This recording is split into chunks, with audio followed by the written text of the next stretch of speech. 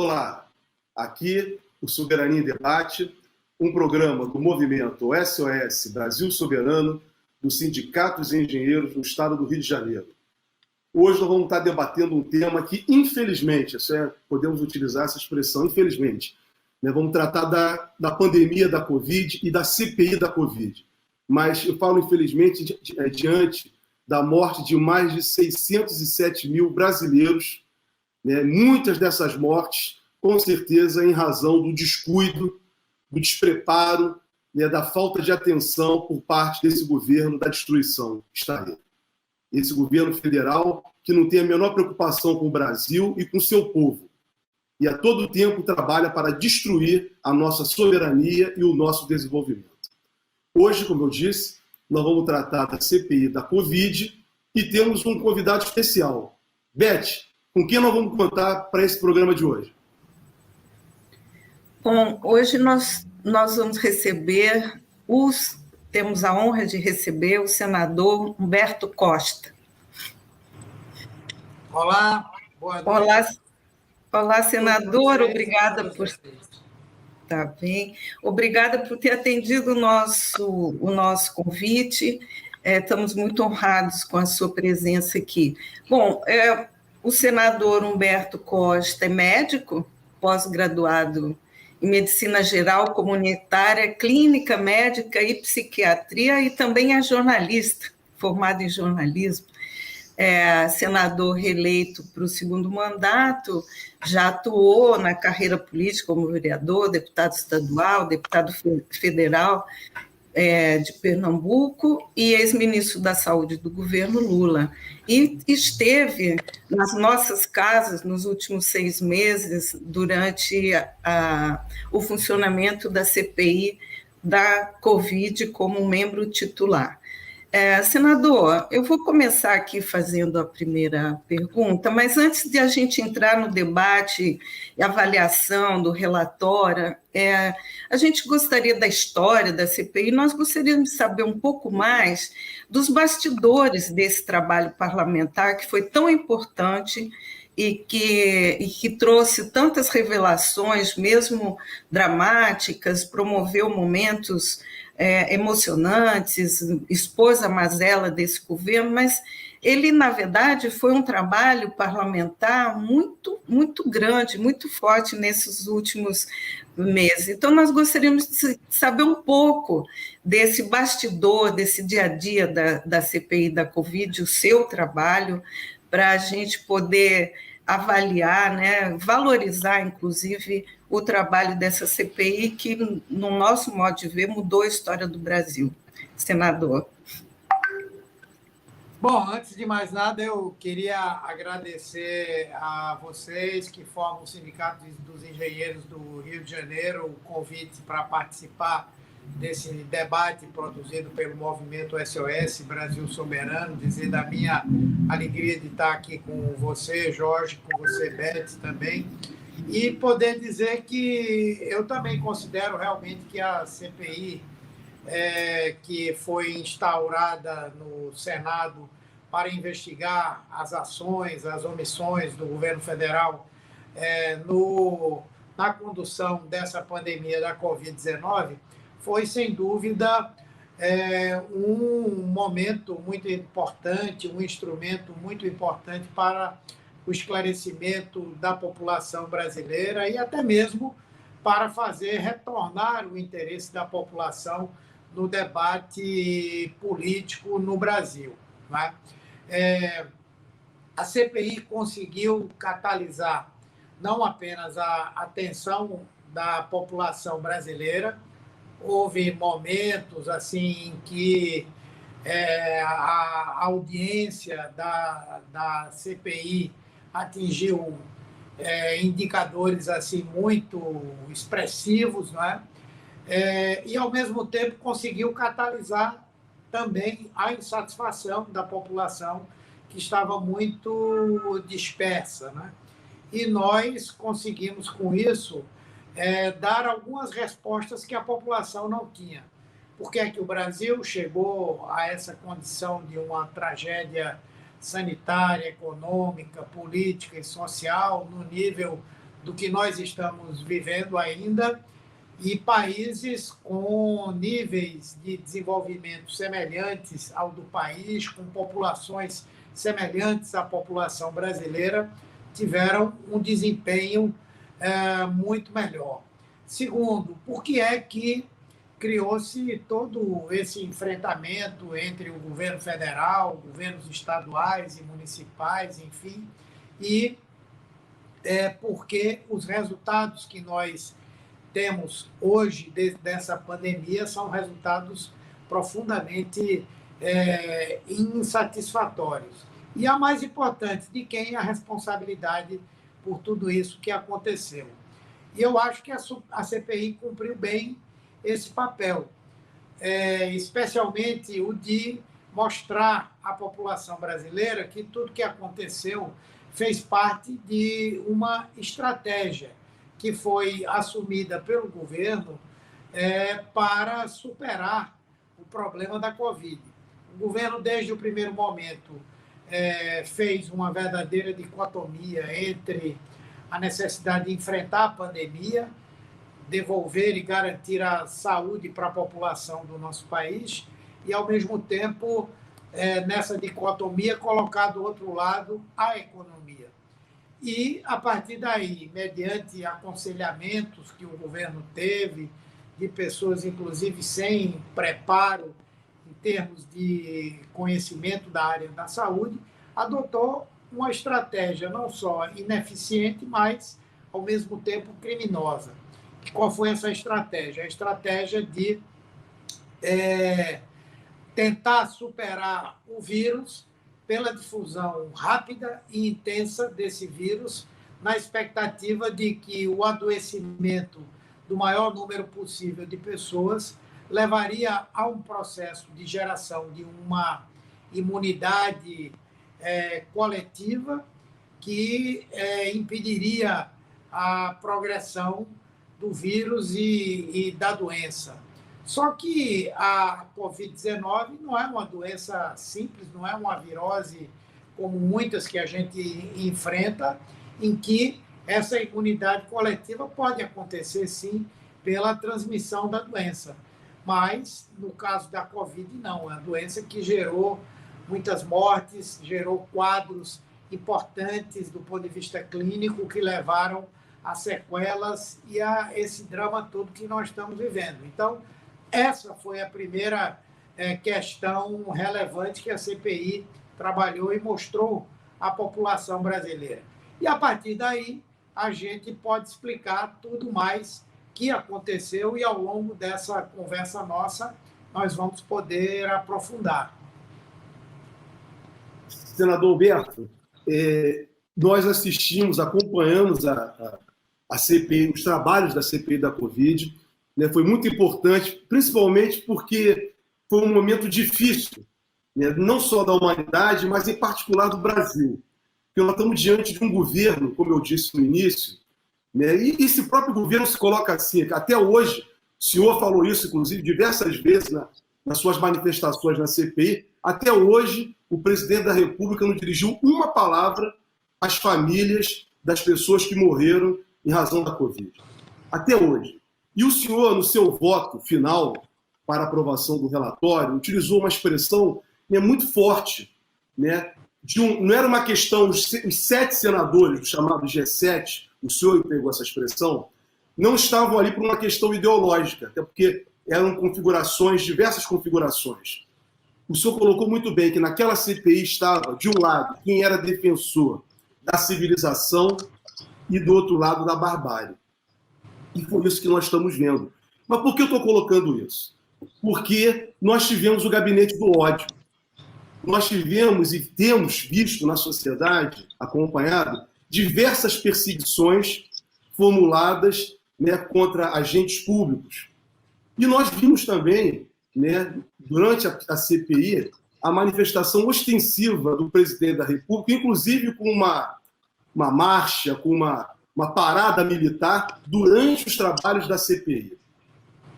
O que nós gostaríamos de saber do senhor houve pressão? Vocês sofreram pressões, os senadores? O senador Rogério, seu companheiro de partido, disse que estava sofrendo pressão. O senhor pode falar um pouco para a gente isso, para que nós que estamos do outro lado, a sociedade brasileira, possa compreender o que, de fato, os mecanismos empregados por esse governo e por seus agentes associados? Bom, primeiro, acho que é importante situar um pouco algumas circunstâncias que levaram a essa composição que a CPI teve, né?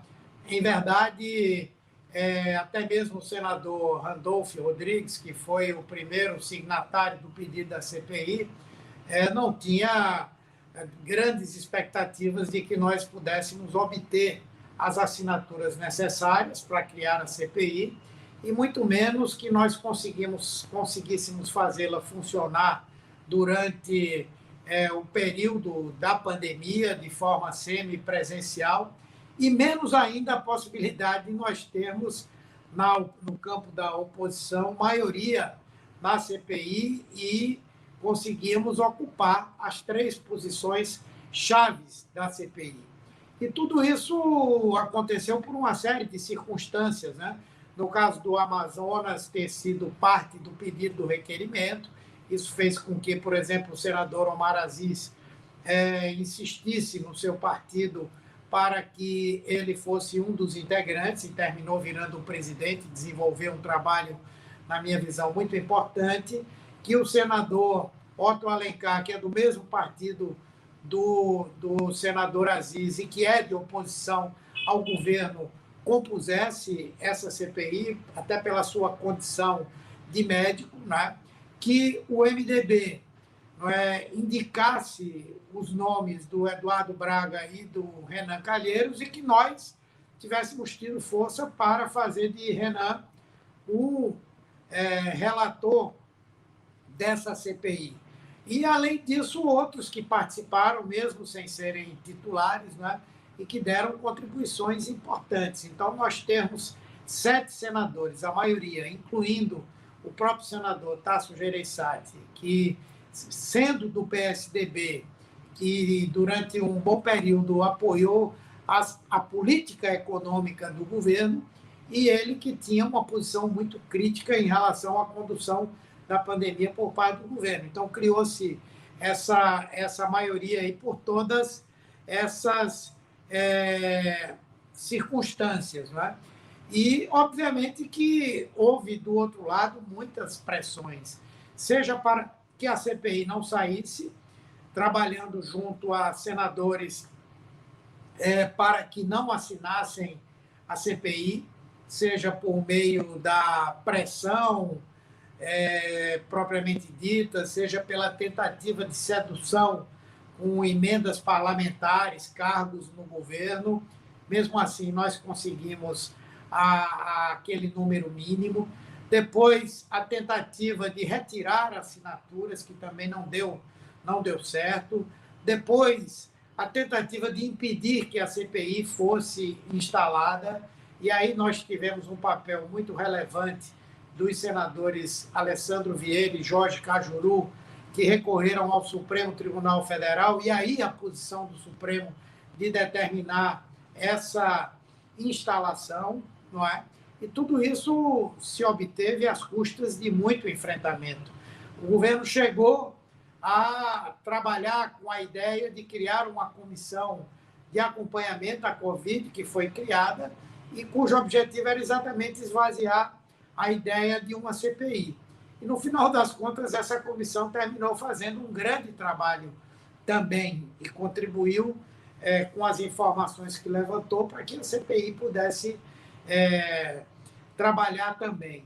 Fora isso, nós fomos permanentemente atacados por essa rede de difusão de notícias falsas e de difusão de discursos de ódio, e todos, embora os mais atacados foram o senador Aziz, o vice-presidente Randolfo e o relator Renan, tentaram de todas as maneiras impedir que o Renan se tornasse relator da CPI, tentaram desviar o foco do governo federal para os governos estaduais e as administrações municipais, e, no entanto, nós conseguimos uma coesão, uma unidade dentro da CPI, que não permitiu que nada disso tivesse feito. Eu digo até que, politicamente, nós conseguimos fazer na CPI aquilo que nós, partidos políticos, movimentos sociais, personalidades da sociedade civil, entidades, não conseguimos fazer fora do parlamento, que foi uma grande frente política de denúncia do governo Bolsonaro.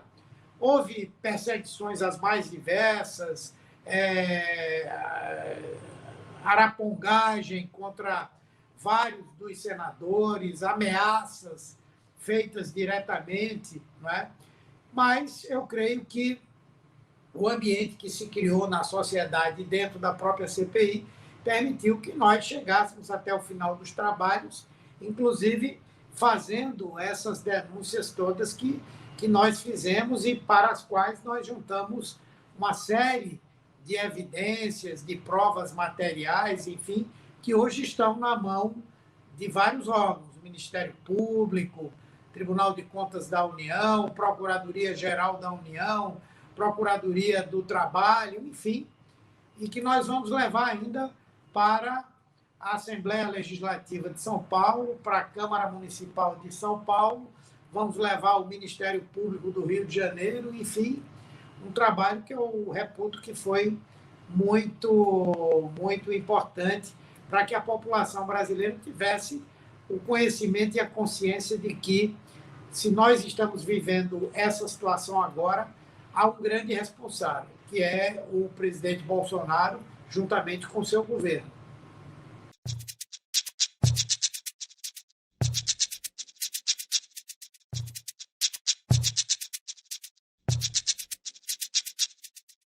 Na sua avaliação, o relatório, no seu modo de ver, ele é um relatório do qual tanto a CPI quanto seus parlamentares e o senhor mesmo pode se orgulhar desse trabalho depois de 6 árduos meses de trabalho de coleta de provas? Sem dúvida, uma das coisas que mais me orgulhou, me honrou, foi ter sido parte desse momento histórico em que essa CPI se instalou e de todo o trabalho que ela realizou, não é? E eu, sinceramente, creio que nós demos uma grande contribuição para que a população brasileira pudesse fazer uma reflexão política, entender o que estava por trás de toda essa postura negacionista do governo. Nós conseguimos mostrar a omissão do governo em vários momentos, na adoção da testagem, a demora para implantar em larga escala leitos de UTIs no Brasil, depois a omissão na aquisição das vacinas.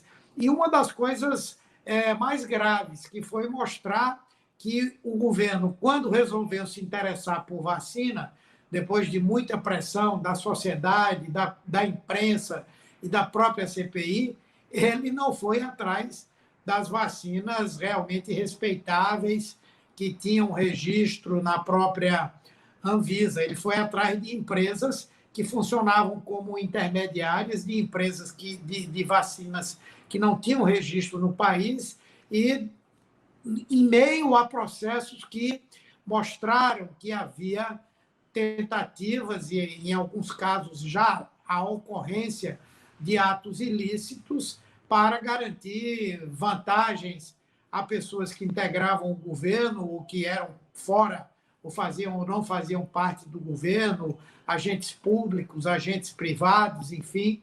E isso foi muito forte para um governo que chegou a admitir, por meio da sua tropa de choque, não, é verdade que demoramos a comprar vacina, é verdade que o governo defendeu esses medicamentos, mas nunca houve corrupção e tal. Então, quando nós mostramos que isso estava presente também, eu acho que a imagem do presidente Bolsonaro e do seu governo trincou de uma maneira definitiva, né?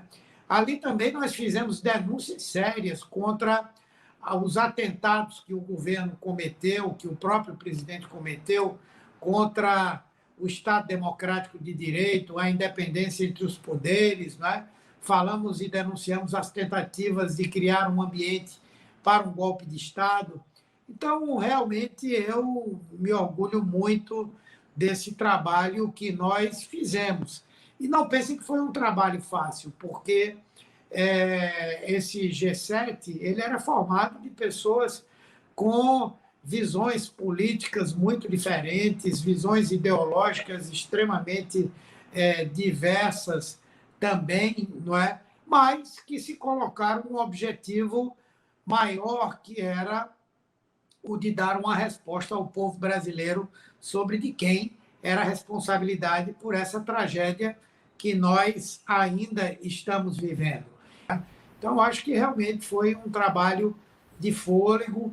O relatório ele é um relatório sólido, muito consubstanciado, com provas bastante relevantes, e nós esperamos que ele possa gerar a punição daqueles que foram responsáveis por tantos crimes. Senador Alberto Costa, sem dúvida, o trabalho da CPI não deve ter sido fácil, como o senhor colocou, realmente. Agora, uma coisa muito importante que ficou é que a CPI, né, ela ajudou a desnudar o governo Bolsonaro e os seus muitos mitos, os mitos do Bolsonaro. Né? Isso foi muito importante para todos nós. Essa CPI, para nós que estávamos fora, a impressão que ficou é como um carretel de linha. Vocês iam puxando a linha e ia vindo cada hora mais coisas. Parece que se não tivesse uma data para terminar essa CPI, né, nós não teríamos, vocês teriam prosseguido, deve ter com certeza muito mais coisas a se apurar. Nós temos aí 600 mil mortos, mas nós estamos, a CPI está bem lá no início mesmo, há 6 meses, né, desnudando esse governo, as farsas, as mentiras e, acima de tudo, como nós já falamos hoje aqui, as maldades. O senhor poderia explicar para os nossos internautas aqui, né, esses crimes, o encaminhamento disso, porque um presidente da República ser indiciado realmente é uma coisa muito, muito séria. E aí nós esperamos o desdobramento disso, principalmente, né, no crime de responsabilidade e nos crimes de genocídio. Né? Melhor dizendo, os crimes contra a humanidade que assim foram constatados. Senador? Bom, veja, primeiro, antes de responder diretamente à sua pergunta, eu diria que os efeitos foram muitos, né? A começar do efeito de obrigar o governo a fazer aquilo que ele não queria. Esse é um governo, além de incompetente, e preguiçoso. Nós começamos a CPI em abril com uma média de vacinação de 200 mil pessoas por dia. Nós, nos últimos tempos agora, estamos conseguindo vacinar, até houve dias em que 2 milhões de pessoas foram vacinadas no Brasil. Né? Então, a CPI serviu, juntamente com a pressão da mídia e da população, para que o governo fosse atrás de comprar vacina, minimizasse o seu discurso negacionista em relação às vacinas, diminuísse a sua ação conflitiva contra estados e municípios que estavam precisando adotar medidas de prevenção que o governo sabotava o tempo inteiro. Então, a CPI teve efeitos muito importantes, inclusive no curso dessa pandemia. Não é? Então, essa é uma coisa importante de se dizer. Nós também deixamos muito claro, não é, o que estava por trás, por exemplo, entre outras coisas, não é, estava por trás da difusão da ideia de que havia um tratamento barato, acessível a todo mundo, que evitava, inclusive, a doença, que era a utilização desses medicamentos, como cloroquina, hidroxicloroquina, ivermectina, azitromicina, etc., que foi feita essa difusão dessas ideias, e isso levou à morte de muita gente. E nós fizemos um trabalho para mostrar que, além desse componente político que havia, que era o de dar às pessoas uma falsa sensação de segurança para que elas quebrassem o confinamento e a quarentena, havia interesses econômicos muito poderosos, não é? A venda desses medicamentos, seja nas farmácias, seja diretamente a hospitais, seja a compra por planos de saúde que distribuíram a seus usuários, enfim, a seus associados, né?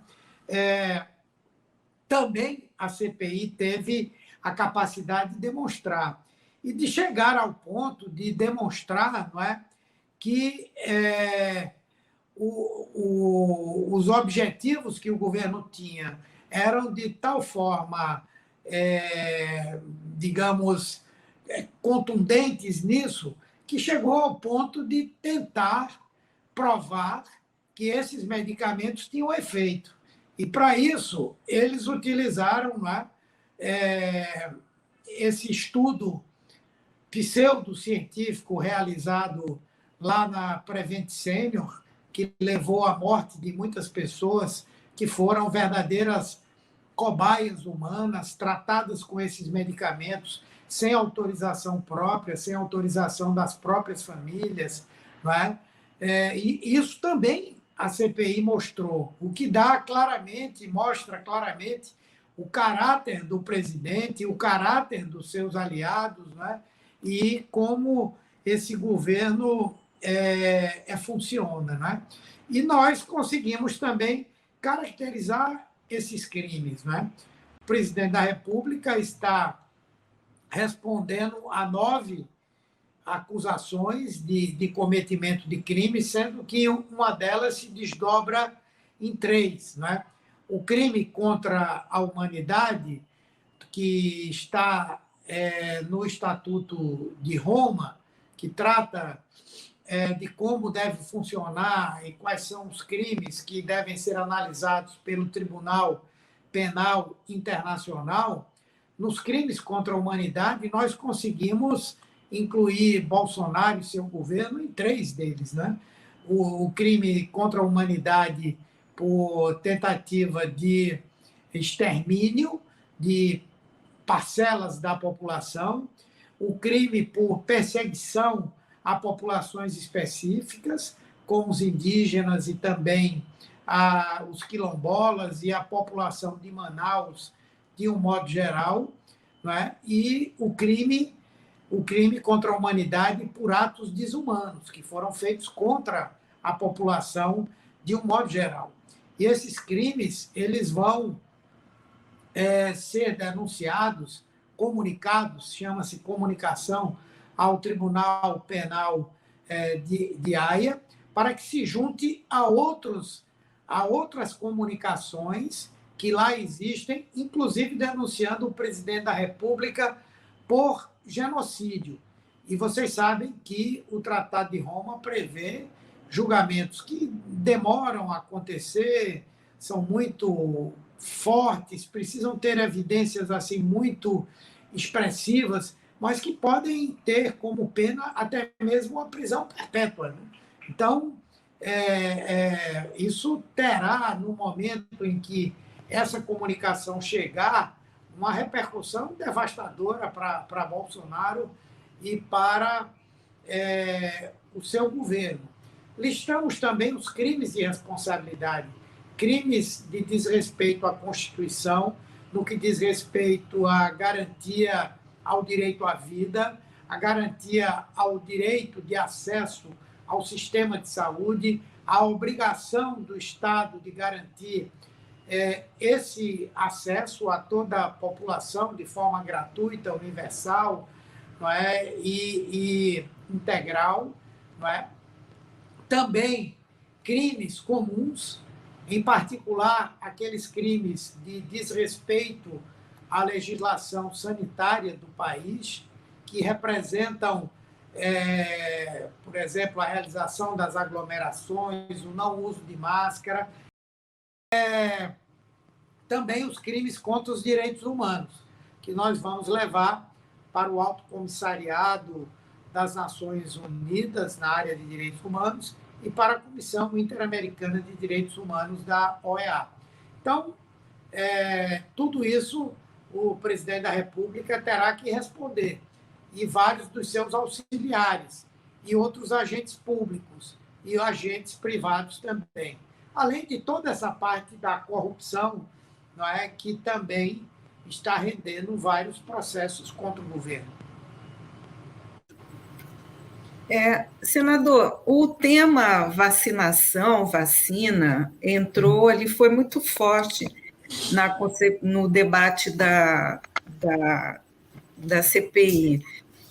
Ainda é um tema em disputa, porque, embora a gente tenha vacinado praticamente, numa primeira vacina, praticamente metade da população, um pouco mais, o governo continua ainda numa campanha contra a vacinação, né, com mentiras, com inverdades, mas a CPI, quando começa a tocar no tema vacina, ela acabou favorecendo muito a divulgação e o esclarecimento da questão da importância da vacinação na prevenção da pandemia. Esse era, num primeiro momento, um tema que estava pautado para a CPI. Mas vocês imaginavam chegar nesse nível de irresponsabilidade do governo nas investigações em relação à omissão na compra e na distribuição de vacinas? Bem, eu tenho que voltar para aquele primeiro tema que eu levantei, não é? Que é a adoção por parte do governo da tese de que a melhor maneira de superar a Covid-19 era pela geração da chamada imunidade coletiva ou de rebanho pela transmissão da doença. Na verdade, o governo considerava que essa seria a forma mais barata, que não exigiria nenhum tipo de confinamento, que aconteceria mais rapidamente. E quando houve aquela diminuição daquele pico inicial que a pandemia teve, a primeira onda, os mesmos conselheiros de Bolsonaro para esse tema levaram a ele a ideia de que a Covid estava acabando, que não haveria segunda onda, nada disso, né? E, no entanto, a segunda onda foi mais devastadora do que a primeira onda. Então, a omissão do governo nesse tema das vacinas está também dentro dessa lógica de garantir a economia, inclusive não gastar 20, 25 bilhões de reais na aquisição de vacinas, achar que as coisas iriam se resolver naturalmente. Segundo, travar um debate político, porque o governo de São Paulo, via o Butantan, se antecipou nesse processo com a transferência de tecnologia ou com a possibilidade de produzir aqui no Brasil a Coronavac, uma vacina chinesa, levando ao ponto de o presidente Bolsonaro ideologizar esse debate da origem do vírus, da qualidade da vacina, da possibilidade da criação de várias teorias da conspiração, inclusive dizendo que na vacina chinesa era introduzido um microchip que faria com que as pessoas passassem a ser monitoradas pela inteligência do governo chinês, essas coisas todas aí, não é? E nós imaginávamos que era tão somente a coisa da incompetência, mas não, era uma coisa intencional. Tudo que o governo fez nessa pandemia foi feito de maneira intencional, né? E uma delas foi essa omissão na aquisição das vacinas. O Brasil poderia ter sido o primeiro país do mundo a vacinar gente da sua população. Se tivesse adotado, cumprido o acordo que havia sido feito com o Butantan, isso seria possível. Ou então, se tivesse comprado as vacinas da Pfizer, que foram oferecidas desde o mês de julho de 2020, e que o governo só veio a comprar praticamente em fevereiro desse ano. Não é? Começamos a vacinar em janeiro, mas com a AstraZeneca e a Coronavac. A Pfizer só veio chegar ao Brasil mais recentemente, mas ela foi oferecida em meados do ano passado ao governo. Né? Então, tudo isso foi uma ação que obedecia a essa lógica. Mas o que realmente nos causou espécie foi o fato de que o governo, no momento em que decidiu comprar a vacina, decidiu também fazer negócio com a vacina. A gente não tinha essa noção. Né? Quando começamos a investigar as denúncias sobre a vacina indiana, Covaxin, quando começamos a ver as articulações que foram feitas para trazer outra vacina chinesa, a CanSino, e por aí afora, né, nós vimos que realmente o governo, além de não ter feito nada para viabilizar a vacina, criou as condições para que benefícios ilícitos fossem gerados para pessoas de dentro e de fora do governo. Senador Humberto, olha, o senhor está nos ajudando aqui a deixar muito claro tudo que vocês apuraram. Né? Tem muita coisa, mas o senhor acabou agora de falar da questão da corrupção, né? E na compra de vacinas. E uma coisa, mais um mito que caiu por meio da CPI da Covid foi exatamente a questão dos militares. Por que digo isso? Os militares foram agentes muito importantes para o impedimento, né, do golpe contra a presidenta Dilma em 2016. Depois, como revelado pelo próprio comandante do Exército, ex-comandante do Exército, né, o general Vilas Boas, né, eles também foram fundamentais para impedir o presidente Lula de participar das eleições de 2018. O presidente Lula permaneceu preso 580 dias indevidamente por uma manobra, uma pressão pelos militares. Então, os militares foram agentes muito importantes, né, nesse processo em que chegou Jair Bolsonaro ao poder. E eles, militares, diziam: não, nós nos sentimos muito bem preparados, mais preparados do que os civis para governar o Brasil. Até porque nós temos boa formação, né, ética e moral. Ou seja, nós não somos corruptos. O que a CPI da Covid veio desvendar foi exatamente o contrário, um despreparo ético, um despreparo profissional, a exemplo do ministro da Saúde general, que lá estava, e depois diversos agentes militares da reserva ou da ativa que foram envolvidos e indiciados pela CPI por corrupção. Então, eu gostaria que o senhor pudesse comentar um pouco para a gente essa apuração que vocês tiveram com os militares, inclusive com o atual ministro da Defesa, Braga Neto, sendo indiciado. Bom, na verdade, quando nós fizemos a nossa investigação e procuramos estabelecer a responsabilização daqueles que levaram a essa situação, nós não fizemos intencionalmente nenhuma investigação específica sobre um determinado setor ou um determinado segmento profissional.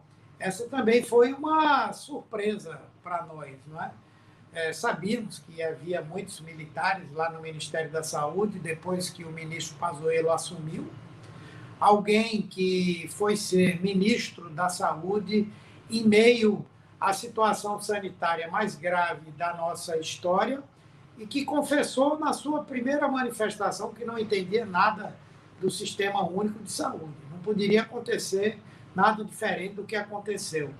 Que inchou o Ministério com militares da Ativa, que, além de não terem o preparo necessário para enfrentar uma situação como essa, de uma emergência em saúde, não é?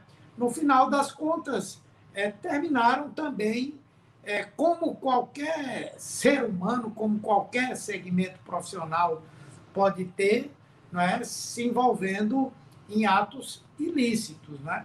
E aí nós colocamos também muito claramente que a nossa conclusão e as nossas manifestações não eram um julgamento de uma instituição, Forças Armadas, mas de pessoas que, sendo profissionais da Ativa, foram ocupar posições civis e que têm que ser responsabilizados pelos seus atos como qualquer servidor civil é. Mas realmente nos surpreendeu, porque quando a gente ouvia aqueles depoimentos, era coronel, era tenente, era general, era não sei o quê, que foram aparecendo e deixou realmente a nu, não é? Que muitas daquelas pessoas ali não eram seres humanos diferenciados dos demais. A corrupção, ela atinge qualquer corporação, qualquer segmento da sociedade, não existe nenhuma instituição imune a ter no seu interior pessoas corruptas. E eu creio, inclusive, que o fato de nós termos desvendado isso, né, fragilizou também esse apoio que Bolsonaro dizia que era incondicional das Forças Armadas a ele, inclusive, para os seus objetivos de aplicar um golpe de Estado no Brasil e se tornar ditador do nosso país. Né? Então, isso é uma coisa relevante também. Senador, tem uma pergunta aqui no nosso chat da Norma Serra, que ela diz assim: a CPI deu uma enorme contribuição ao país, trazendo provas concretas dos crimes cometidos por esse governo. Mas há esperança que haja punição de verdade ou ficará só um documento na triste história do Brasil? E eu faço aquela pergunta que vale $1 milhão. É possível que, depois do documento ter sido entregue à Procuradoria-Geral da República, ao presidente do Senado, ao STF, ao Tribunal Internacional, Tribunal Penal Internacional, é possível, finalmente, a gente ter a esperança do impeachment do presidente? Bom, são duas coisas aí, né? A primeira é a gente ter a noção do que é a CPI.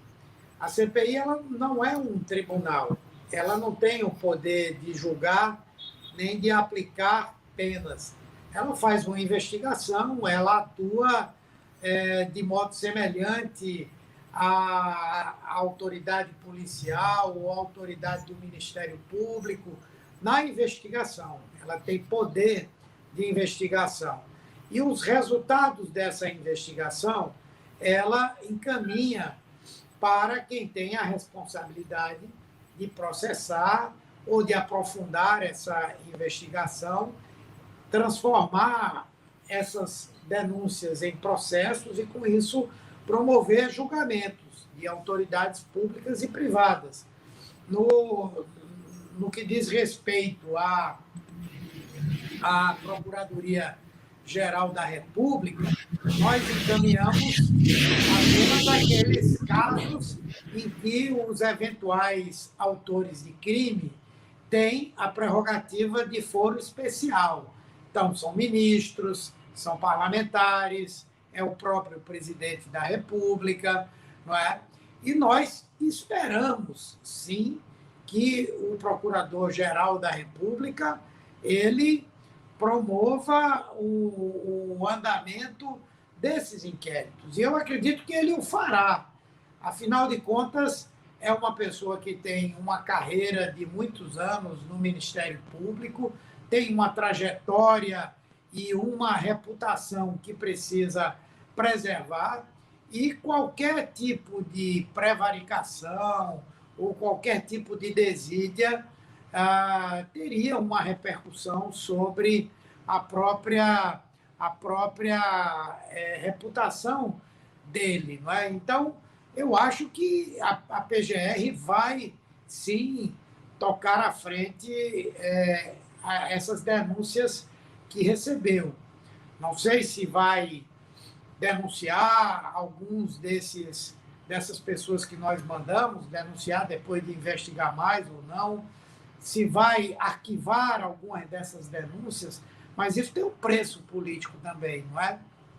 E eu digo que hoje nós temos a CPI, o que vem depois dela, porque nós criamos uma espécie de observatório da pandemia pós-CPI, que é uma frente parlamentar lá do Senado que vai cobrar de cada um que receber a cópia daquele relatório para dar seguimento ao que está ali, e também a própria sociedade civil, juntamente com a imprensa, que tem sido muito firmes em cobrar que essas coisas sejam apuradas. Não é? Então, eu creio que isso é importante. Quanto ao impeachment, é importante dizer que a CPI, nesse aspecto, eu acho que ela cumpriu dois papéis. O primeiro, que é muito importante, que é o de ter desnudado esse governo, não é? Promover um desgaste político a Bolsonaro diante dos olhos da população, que pode ver a sua insensibilidade, a sua irresponsabilidade, a sua incompetência, a sua omissão. Então, de um lado, os argumentos políticos para a retirada de Bolsonaro foram muito reforçados, não é? Nesse momento da existência da CPI. A outra coisa que a CPI contribuiu foi com a apresentação de denúncias sobre crimes que não tinham sido ainda relatados em tantos pedidos de impeachment que haviam sido feitos ao presidente da Câmara dos Deputados. Por exemplo, crime contra a humanidade, crimes de responsabilidade por desrespeitar os artigos que tratam do direito à vida, do direito à saúde, crime de prevaricação, crime de corrupção, então, coisas assim. Então, nós agregamos outros crimes de responsabilidade a tantos que já foram alegados para o pedido do impeachment de Bolsonaro. Agora, é importante lembrar que, para que aconteça o impeachment, não é suficiente apenas ter um crime de responsabilidade. Existem outros componentes, talvez até mais importantes. Talvez não, são mais importantes. Primeiro, e que são políticos, né? A popularidade do governo, por exemplo, com certeza esse trabalho de denúncia que foi feito abalou a popularidade de Bolsonaro, não é? Mas ele ainda tem o apoio de uma parcela expressiva da população. Isso conta, não é, para que o impeachment se torne mais ou menos possível, mais ou menos provável, não é? O outro que é relevante também é a própria mobilização da sociedade, não é? E até mesmo pelo receio da população com a transmissão da doença, não é? Enfim, nós tivemos grandes mobilizações contra o governo, mas tivemos mobilizações grandes do governo também, não é? Então, nesse momento, o povo na rua ainda não é a realidade suficiente para que o governo caia. E o outro, que é a própria sustentação do governo no Congresso Nacional.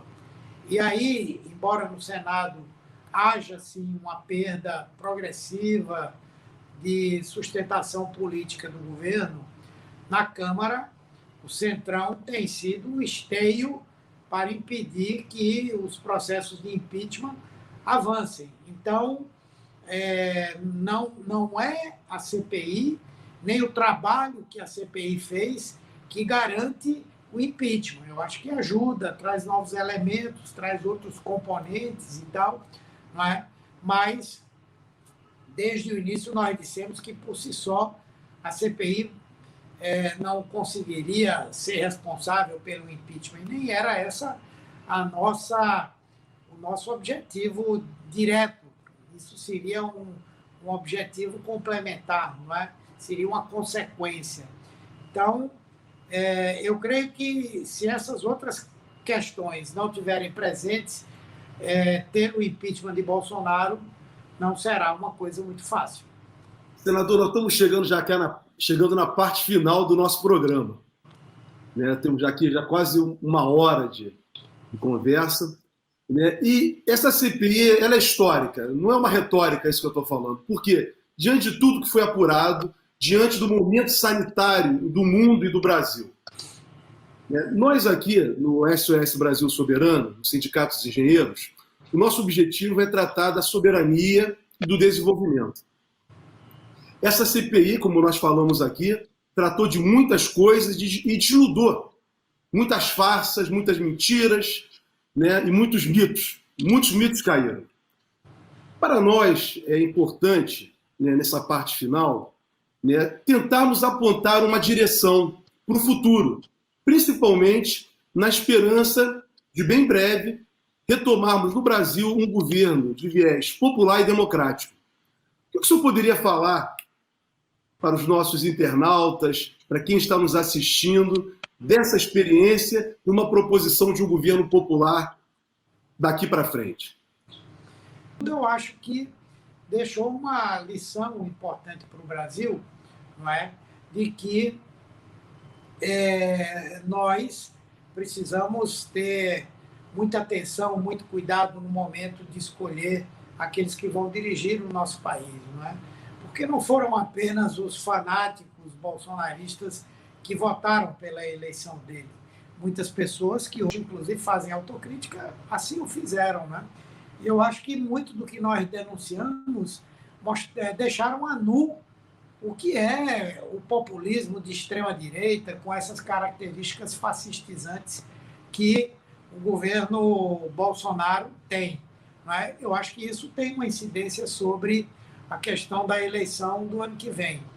A outra coisa é que, a julgar pelo que nós vimos na apuração do que aconteceu em termos de enfrentamento à Covid, não é? Quem vencer as eleições do ano que vem, eu espero, sinceramente, que seja alguém do campo popular, democrático, né? Vocês sabem que eu sou do PT, que eu apoio o presidente Lula, espero que ele ganhe, e acho que vejo como sendo uma das pouquíssimas pessoas que terá condição de aglutinar em torno de si forças que permitam que o Brasil seja reconstruído. Porque nós vamos, quem quer que ganhe, né, eu espero que não seja Bolsonaro, vai encontrar o Brasil como uma verdadeira terra arrasada. Né?